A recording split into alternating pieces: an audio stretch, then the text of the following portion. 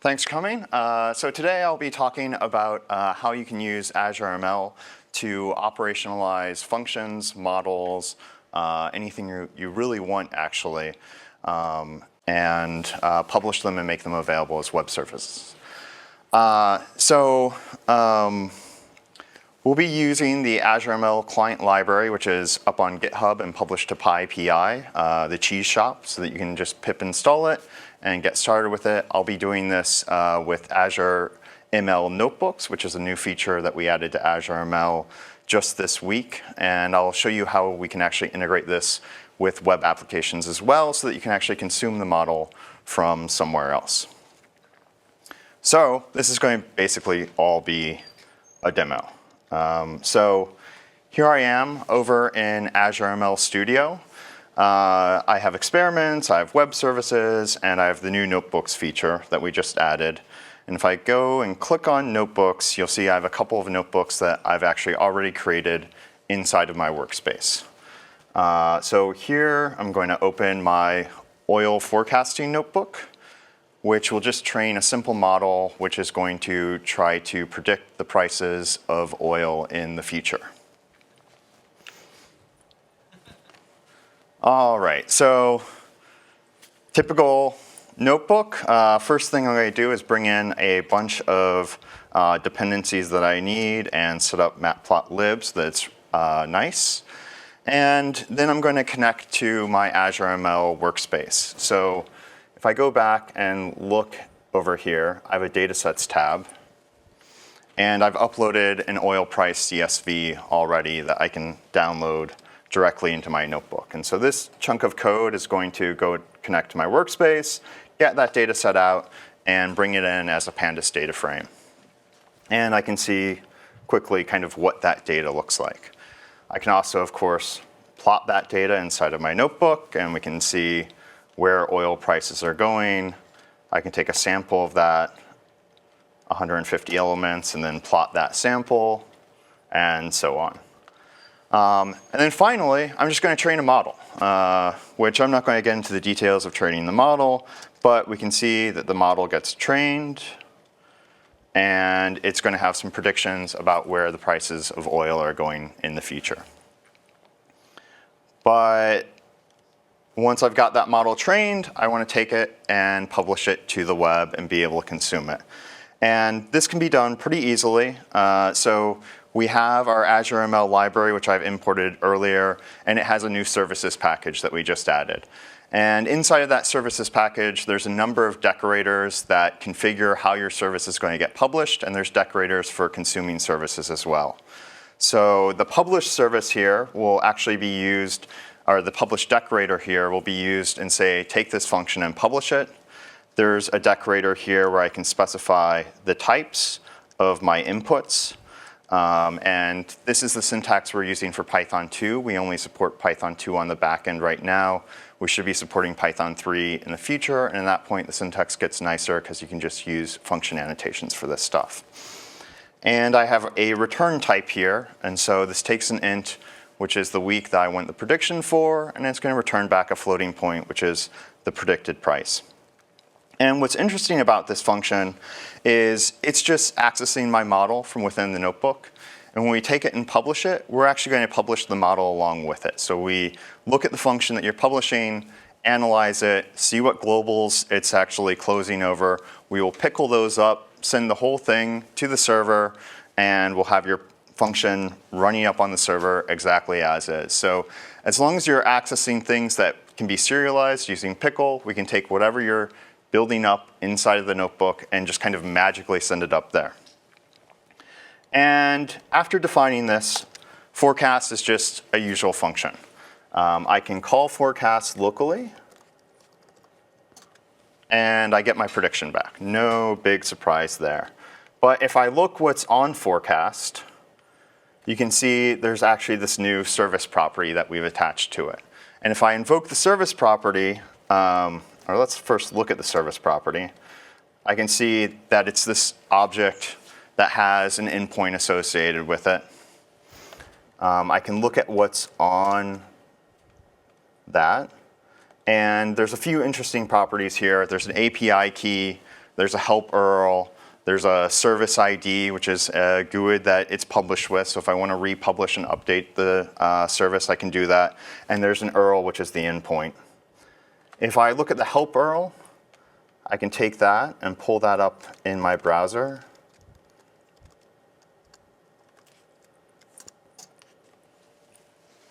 And you can see I get this nice description of what the API looks like. So I see information on how to send request headers. I see information on a sample input where it takes a week. I see information on what the response is going to come back like. And if I scroll down, I even get some sample code for how to consume this function. So if I want to consume it from C# or R, that code is just easily available to me. Obviously, it's just a REST endpoint, so I can consume it from my language of choice. I don't have to use that sample code. And I can now actually go and execute this thing on the server. So the first time I execute it, it's going to take a little while. It will need to be deployed to an actual machine that's running it. And this can be distributed across a lot of machines so that my function can scale and I can have a lot of different clients that are running on it. So sometimes I'll invoke it a couple times in a row and it will be hitting different machines. And so the first 2 or 3 invocations might be a little bit slow. So there it came back. I can execute it with a different number, get a different result. And kind of one of the really cool things about this is we also have a map function on here. So if I want to send a bunch of values up to that all at once and just do one network call, I can do that. And looks like I hit a different server, but if we wait a little bit, we'll see that this will come back and I'll actually get the forecast for the first 50 weeks.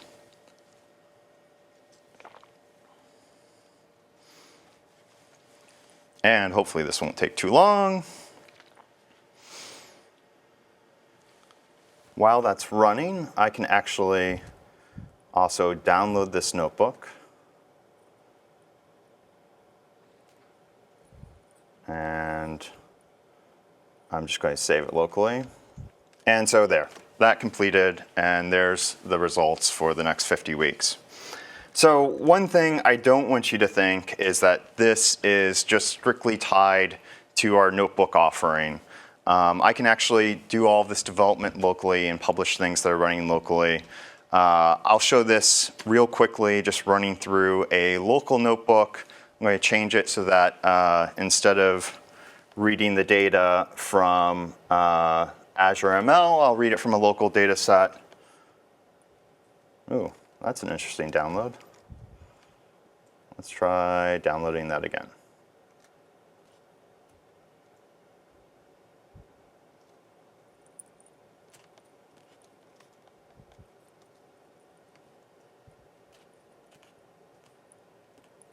So here I'm running on localhost now instead of running up on Azure ML.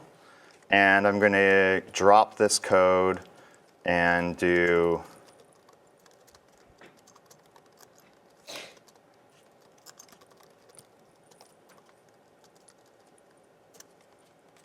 that instead.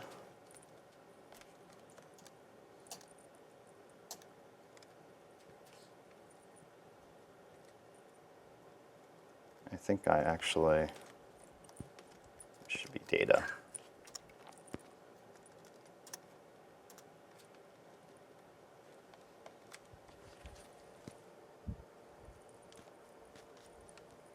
So those imports are certainly taking some time to run.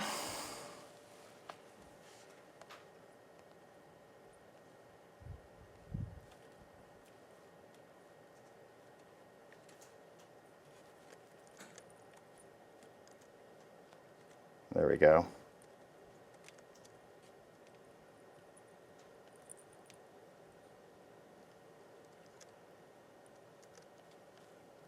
Oil price. And now I can run through this and you'll see we'll get the exact same results.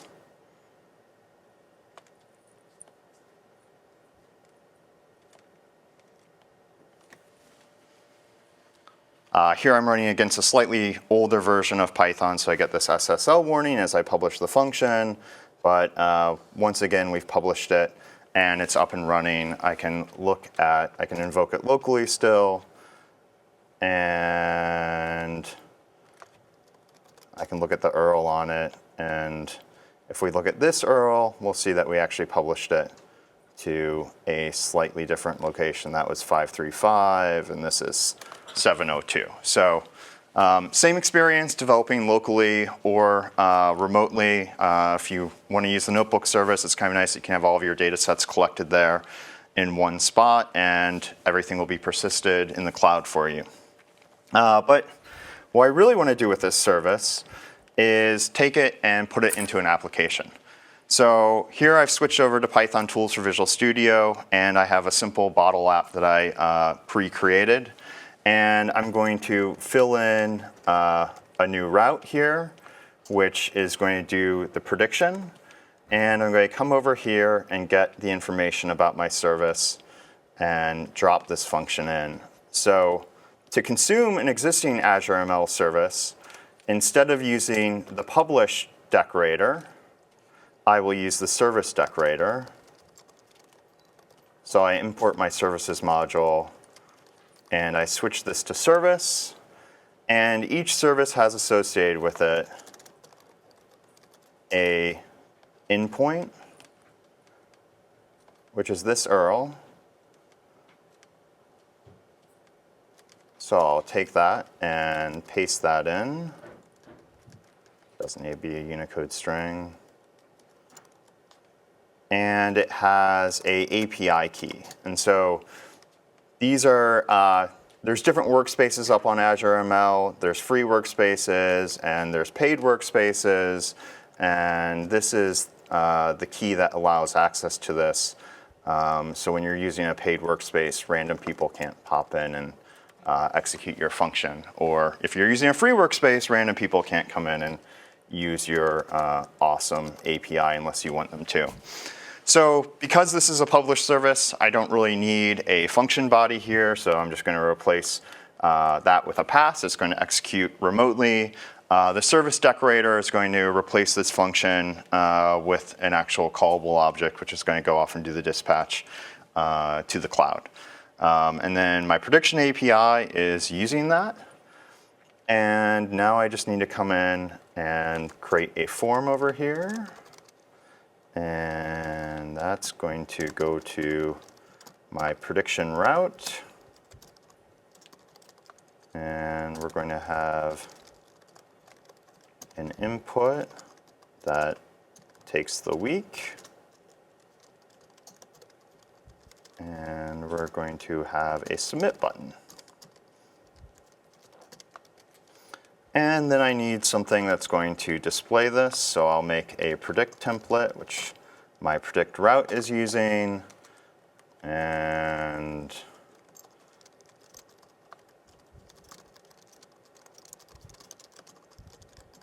I think I called that value. Let me just confirm that. Yep.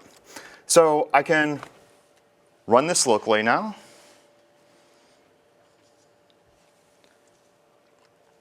Just to make sure it's going to work.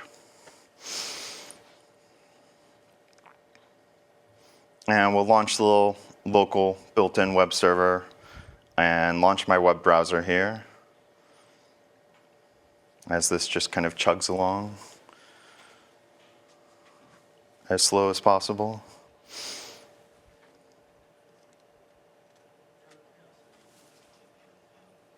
I'm sorry? It's a template file. So Bottle is this micro web framework, and it has its own templating language, and it will take dictionaries and map various things out and replace them. And yes, it's very similar to a lot of the other templating languages that exist for little micro frameworks, but Bottle has its own. I think it calls it like a simple templating engine. It's pretty straightforward stuff. So I can submit my query, and if all goes well, we invoke the service, and we get the price prediction. So finally, I don't want to just run this locally. what I really want to do is make my awesome oil price prediction service available. So I can right-click on my project here, and I've configured this already to publish to Azure. And so I can quickly just deploy it with basically one click of a button. And it will take my app, all of its dependencies that I've installed into a local virtual environment here, and publish those up to Azure Web Apps, formerly known as Azure Websites. And I can now have my site running in the cloud where anyone can go off and hit it and try these oil price predictions. So if anyone wants to actually try it, it'll be servicedemo.azurewebsites.net.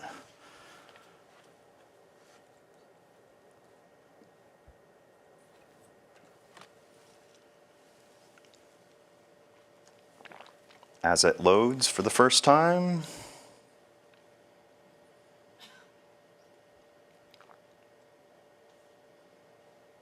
Did you just call it service demo and that happened to be available?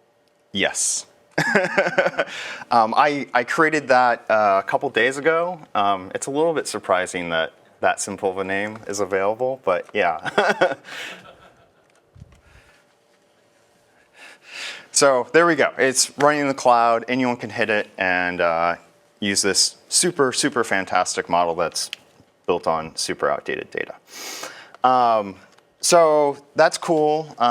We can do all this stuff within Python, but I think one of the values of Azure ML is its drag and drop UI that is very easy to use and very approachable for people who don't have a strong programming skill or background.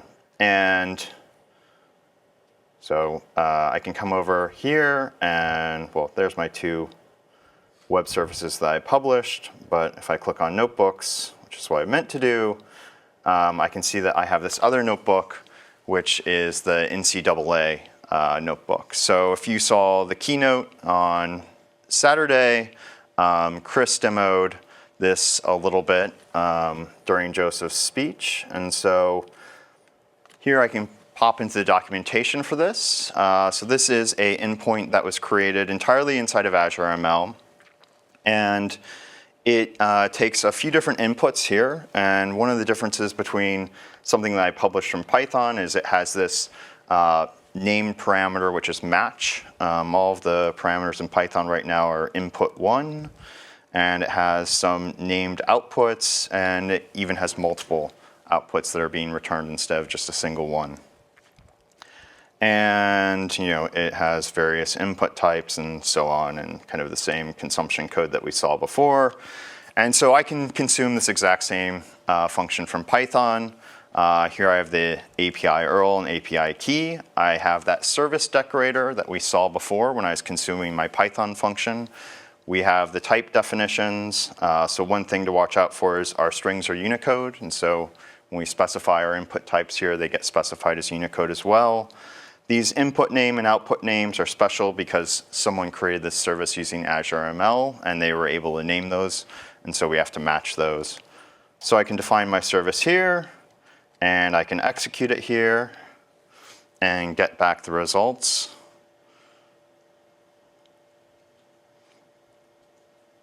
And so, to make Chris a little bit happier, if he's in the room, I chose a team that won against Wisconsin. So, that might be good for him. Thanks, Dino. Always looking out for you. Yes. Yeah, I'm not sure. It may have, fallen off of a server. I can change things. That doesn't change the prediction at all. So there's, this is nice. It's consuming something from other languages. You can actually use a lot of different input types here from Python. We support NumPy arrays and NumPy data types. But other languages, if you wanted to consume that from C# or something, that becomes impossible at that point. But if you want to just purely publish Python functions that are a little bit more interesting, you can. Otherwise, if you want cross-language interop, you're stuck to these core data types. And that is basically all I had. So we have a site up, we have a blog about this stuff, and the code is all up on GitHub. And there's a nice description of all the various decorators that are there that you can use to tweak your inputs and outputs and all of those things. You can check out the notebook service and start using this stuff without really having to install anything. Any questions? Yes? So if I have to use the packages which is not there already, should I do pip install or how does it work? You can do pip install Azure ML. Okay, from the notebook itself? So if you are in a notebook locally, you can do bang pip install Azure ML, and it'll shell out and do the installation. If you're on our notebook service, it's there. Or if you're on someone else's notebook service, it might work there too. Yes?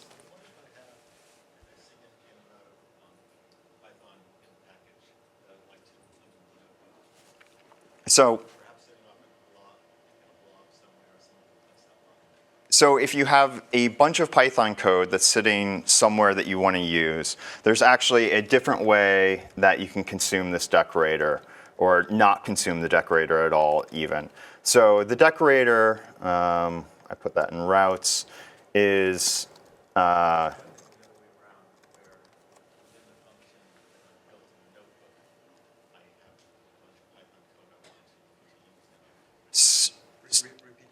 so if you have a bunch of code that you're using that's in the notebook, it's okay. So it's in a module somewhere, and you want to include that module along with it. So it's a little bit more difficult than I'd like right now, but there's in here, if I go through these inputs, and it's a little bit difficult to see, there's a files list, and so you can actually attach files with your upload. And those will go along. So you can attach that module, and it'll be uploaded, and you can import it and use it. Now, the thing that makes that a little bit more difficult is it's going to end up in this directory called script bundle, and so you'll have to add that to sys.path in order for you to be able to import it. Yes. So in the publish decorator, this doesn't show it very well. If I go to where I published over here,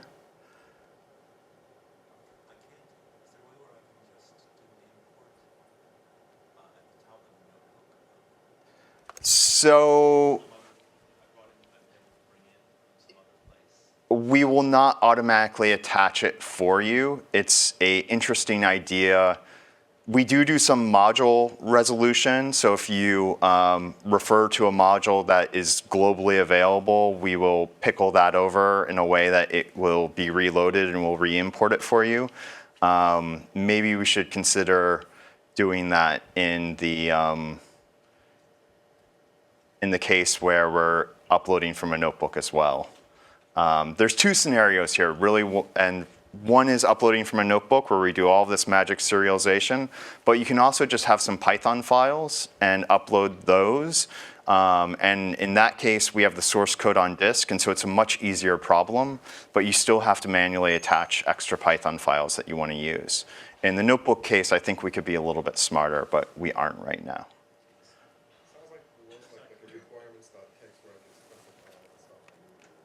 Yes, and the files list, if I can find where I publish, here you can do files equals, and you can provide a list of things, and that is basically like your requirements. But we can make that a little more seamless, I think. Can we show the URLs again? Yes.